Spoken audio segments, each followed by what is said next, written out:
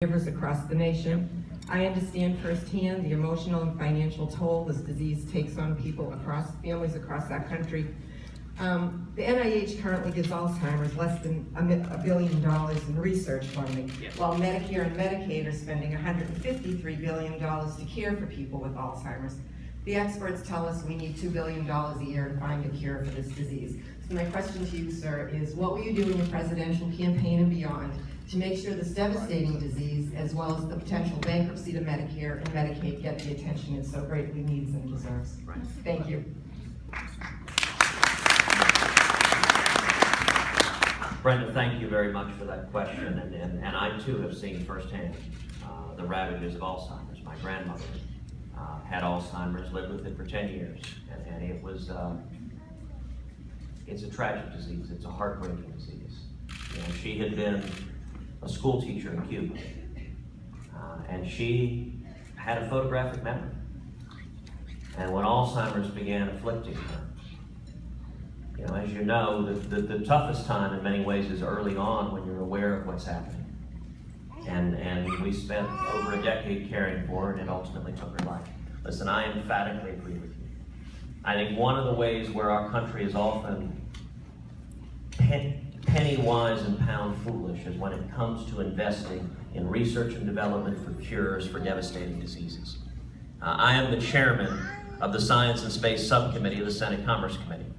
Several months ago, I chaired a hearing on exactly this topic, on investing in cures to devastating diseases. And we focused on 4 diseases, the 4 most devastating: Alzheimer's, cancer, heart disease, and diabetes.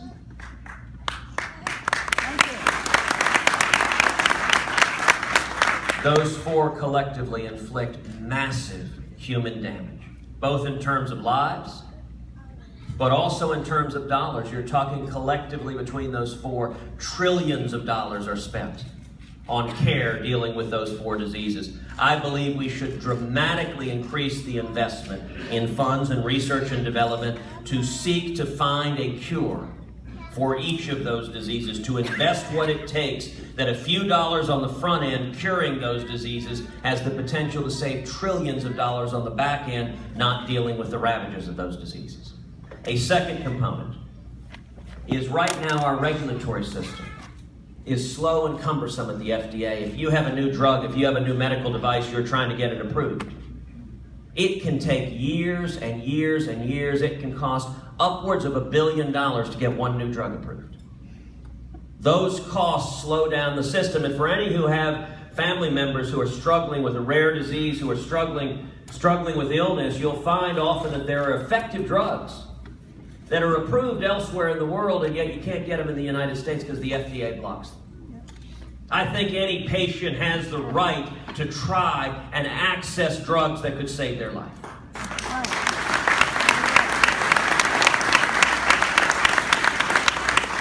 And so I've introduced legislation to streamline the FDA approval process, and in particular what it does is if a drug or medical device is approved in Europe, if it's approved in Asia, in the major developed countries, then there's a 30-day accelerated timeline for the FDA to approve it, and if not, it goes straight to Congress, because we should not be blocking life-saving cures and treatments from getting to the American people.